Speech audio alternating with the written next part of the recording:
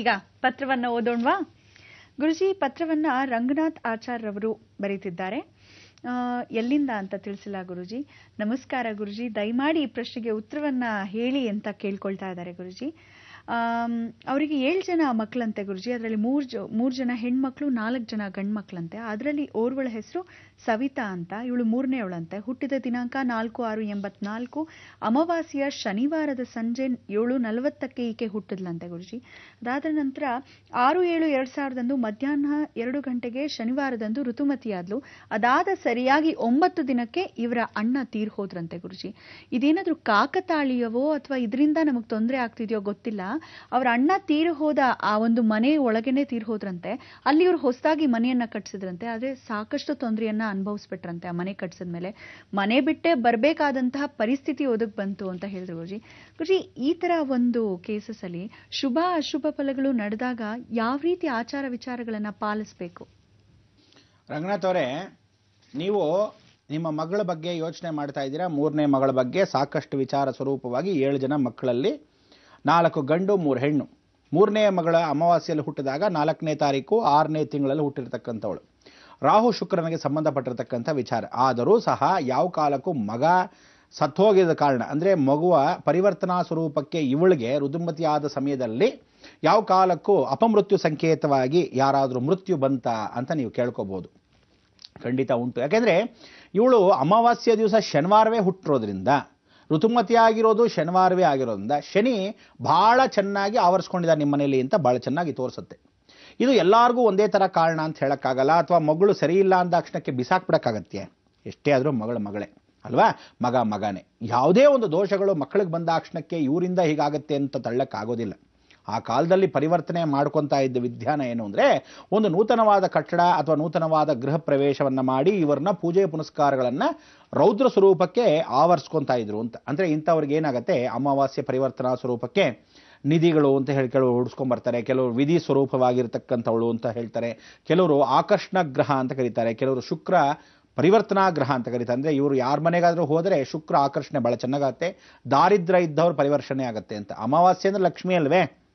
ಅಂದರೆ ದೈತ್ಯ, ಆಸುರ, ರಾಕ್ಷಸ ಸ್ವರೂಪದಲ್ಲಿ ಇರ್ತಕ್ಕಂಥದ್ದು. ಅದಕ್ಕೆ ಇಂಥವ್ರಿಗೆ ಏನು ಮಾಡ್ತೀವಿ, ಕಲ್ಯಾಣ ದೋಷ ಪರಿವರ್ತನೆ ಅಂತ ಹೇಳಬೇಕು. ಇಂಥವ್ರಿಗೆ ಏನು ಮಾಡ್ತಾರೆ, ಕನ್ಯಾ ಪೂಜೆ, ಚಿಕ್ಕ ವಿವಾಹ, ಬಾಲ್ಯ ವಿವಾಹ ಅಂತ ಆ ಕಾಲದಲ್ಲಿ ಮಾಡಿಬಿಡೋರು. ಪ್ರಾಣಿಗಳ ಜೊತೆ ಮಾಡಿಬಿಡೋರು, ಇಲ್ಲ ದೇವತೆ ಜೊತೆಗೆ ಮಾನಸಿಕ ಪೂಜೆ ಅಂತ ಹೇಳಿ ಮಾಡಿಸ್ಬಿಡೋರು. ಅಂದರೆ ಇಂಥ ಹೆಣ್ಮಕ್ಳನ್ನ ದೋಷಗಳು ಮನೆಗೆ ಬರದೇ ಇರಲಿ ಅಂತ ಏನು ಮಾಡೋರು, ಕೃಷ್ಣ ಪರಮಾತ್ಮನ ಜೊತೆನೋ, ನೋಡಪ್ಪ ನೀನು ಕೃಷ್ಣ ಅಂತಲೇ ಅನ್ಕೊತಾ ಇರೋ, ಇವಳಿಗೆ ಮದುವೆ ಮಾಡ್ತೀನಿ, ಅಥವಾ ಪರಮೇಶ್ವರನಿಗೆ ಸ್ವರೂಪದಲ್ಲೋ ಅವನಿಗೆ ಮದುವೆ ಮಾಡ್ತೀನಿ ಅಂತಲೋ, ಅಥವಾ ರಾಮನಿಗೆ ಸ್ವರೂಪದಲ್ಲೋ ಅವನಿಗೆ ಮದುವೆ ಮಾಡ್ತೀನಿ ಅಂತಲೋ, ಮಹಾವಿಷ್ಣು ಸ್ವರೂಪದಲ್ಲೋ ಅವನಿಗೆ ಮದುವೆ ಮಾಡ್ತೀನಿ ಅಂತಲೋ, ಯಾವುದೋ ಒಂದು ಸ್ವರೂಪದಲ್ಲಿ ಮಾಡೋರು. ಆದರೆ ಸುಬ್ರಹ್ಮಣ್ಯ ಅಂಶ ಇರೋದ್ರಿಂದ ನೀವು ಈ ಮಗಳನ್ನ ಏನು ತಲೆ ಕೆಡಿಸ್ಕೊಳ್ಳದೆ ತಿರುತ್ತಣಿ ಅಂತ ಹೇಳಿದ್ದೀನಿ. ಅಂದರೆ ಇಲ್ಲಿ ಐರಾವತದ ಪರ್ಕೊಟ್ಟಾಗ ಪರಿವರ್ತನೆ ಆಗಿರೋದು ಐರಾವತ ಯಾರಿಂದ? ಸಾಕ್ಷಾತ್ ಇಂದ್ರನಿಂದ. ಇಂದ್ರ ಐರಾವತವನ್ನ ಯಾರಿಗೆ ಕೊಟ್ಟ? ಅಳಿಮಯ ಆಗಿರ್ತಕ್ಕಂಥ ಸುಬ್ರಹ್ಮಣ್ಯನ್ ಕೊಟ್ಟ. ವಳ್ಳಿ ದೇವಸೇನ ಆಗಿರ್ತಕ್ಕಂಥ ಈ ಮಹಾಕ್ಷೇತ್ರದಲ್ಲಿ ಪರಿವರ್ತನೆ ಆಗಬೇಕು ಅಂತ. ಈಗ ವಳ್ಳಿ ಅನ್ನೋಳೊಬ್ಳು, ದೇವಸೇನ ಅಂತ ಒಬ್ಳು. ವಳ್ಳಿ ಬಂದು ಕಾಡಿನ ಜನಾಂಗದಿಂದ ಬಂದವಳು. ದೇವಸೇನ ಅಂದರೆ ಇಂದ್ರನ ಮಗಳಾಗಿರ್ತಕ್ಕಂಥವಳು. ಇಂದ್ರಸೇನ ಅನ್ನೋನೇನು ಸಾಕ್ಷಾತ್ ಪರಿವರ್ತನೆಯ ಸ್ವರೂಪದಲ್ಲಿ ಶುಕ್ರನಿಗೆ ಸಂಬಂಧ, ಐಶ್ವರ್ಯ, ಅಷ್ಟೈಶ್ವರ್ಯಗಳೆಲ್ಲ ಹೊಂದ್ಕೊಂಡಿರೋನು. ಲಕ್ಷ್ಮಿ ತನ್ನ ಮನೆಗೆ ಸೇರಿದಾಗ ಐರಾವತವನ್ನು ಕೊಟ್ಟಾಗ ಅಂತ. ನೀವು ಅದಕ್ಕೆ ಏನು ಮಾಡಬೇಕು, ಗೋಪೂಜೆ ಪ್ರತಿದಿನ ಮಾಡ್ಕೋಬೇಕು.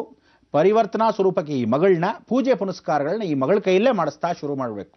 ಇವಳಿಗೆ ಇನ್ನೂ ಮದುವೆ ಆಗದೇ ಇರೋದ್ರಿಂದ ಇವಳಿಗೆ ಮದುವೆ ಯಾವ ಕಾಲಕ್ಕೂ ನಿಧಾನವಾಗಿದ್ರೆ ಒಳ್ಳೆಯದು ಅಂತ. ಕುಟುಂಬ ರಹಸ್ಯ ಅಂದರೆ ಮದುವೆ ನಿಧಾನವಾದರೆ ಒಳ್ಳೆಯದು ಅಂತ ಕೆಲವ್ರು ಮಕ್ಕಳಿಗೆ ಹೇಳ್ತಾರೆ. ಕೆಲವರಿಗೆ ಬೇಗ ಆದರೆ ಒಳ್ಳೆಯದು ಅಂತ ಹೇಳ್ತಾರೆ.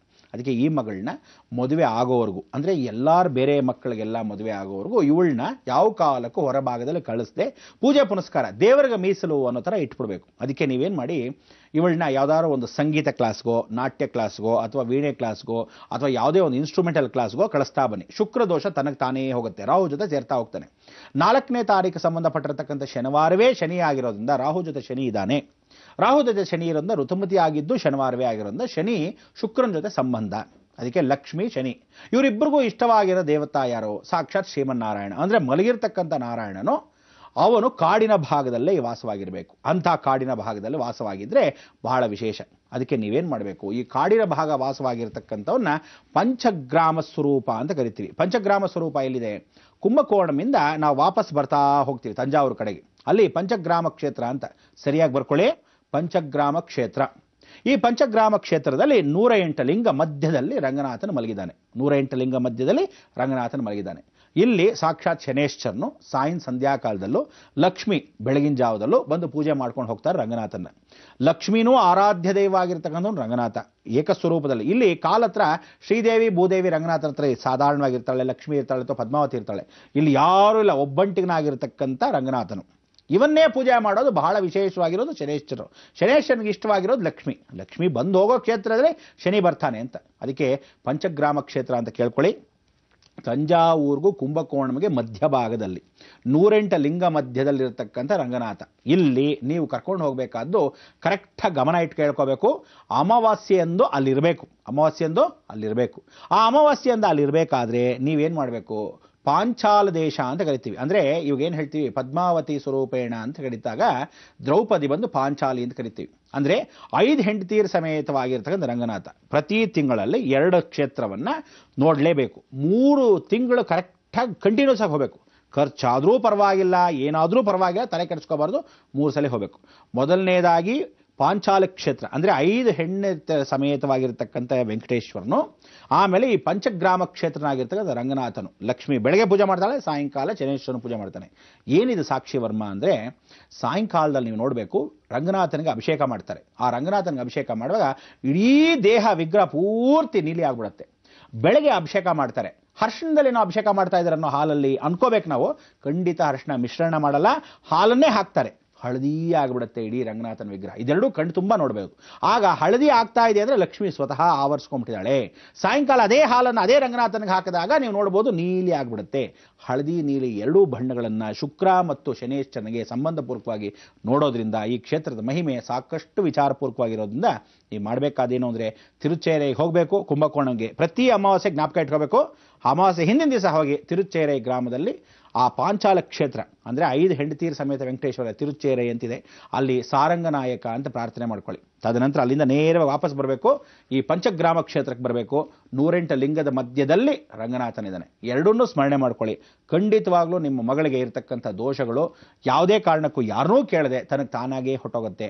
ನಿಮ್ಮ ಮಗಳಿಂದ ಯಾವ ಕಾಲಕ್ಕೂ ನಿಮ್ಮ ದೊಡ್ಡ ಮಗ ಹೋಗಿರತಕ್ಕಂಥದ್ದಾಗಲಿ, ಅಣ್ಣ ಹೊಟ್ಟೋದಂಥ ಮಗಳಿಂದ ಅಣ್ಣ ಹೋಗಿರೋದಾಗಲಿ ಖಂಡಿತ ಸಾಧ್ಯವಿಲ್ಲ, ಆಗೋದು ಇಲ್ಲ. ತಲೆ ಕೆಡಿಸ್ಕೋಬೇಡಿ, ಅದಕ್ಕೂ ಇದಕ್ಕೂ ಸಂಬಂಧವಿಲ್ಲ.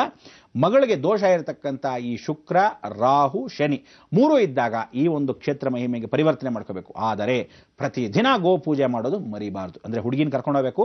ಸಾಯಂಕಾಲದಲ್ಲಿ ಹಸು ಗಂಜಳ ಹಾಕೋ ಸಮಯದಲ್ಲಿ ಎಲ್ಲ ಹಸುಗಳು ಕಟ್ಕೊಂಡಿರ್ತಾರೆ, ಅಲ್ಲಿ ಹೋಗಿ ಆ ಬಾಲಕ್ಕೆ ಲಕ್ಷ್ಮೀ ಪೂಜೆ ಮಾಡಿ ನಮಸ್ಕಾರ ಮಾಡಿ ನಿಮ್ಮ ಮಗಳು ಬರಬೇಕು. ನಿಮ್ಮ ಮಗಳಿಗೆ ಮದುವೆ ಯಾವ ಕಾಲಕ್ಕೂ ಎಲ್ಲರೂ ಮದುವೆ ಆಗೋವರೆಗೂ ಆ ಮಗಳಿಗೆ ಮದುವೆ ಮಾಡಬಾರ್ದು. ಇದು ಖಂಡಿತ. ಯಾಕೆಂದರೆ ಅಪಮೃತ್ಯುಗಳು ಆವರಿಸ್ಕೊಂಡ್ಬಿಡುತ್ತೆ. ಹುಷಾರ್. ಅದಕ್ಕೋಸ್ಕರ ಪರಿವರ್ತನೆ ಮಾಡಿಕೊಂಡು ದೇವರಿಗೆ ಮೀಸಲು ಈ ಮಗಳು ಅಂತ ಇಟ್ಕೊಂಡು ಕೊನೆಯದಾಗಿ ಇವಳಿಗೆ ಮದುವೆ ಮಾಡಿ ಖಂಡಿತ ಒಳ್ಳೇದಾಗತ್ತೆ. ಶುಭವಾಗಲಿ ರಂಗನಾಥ್.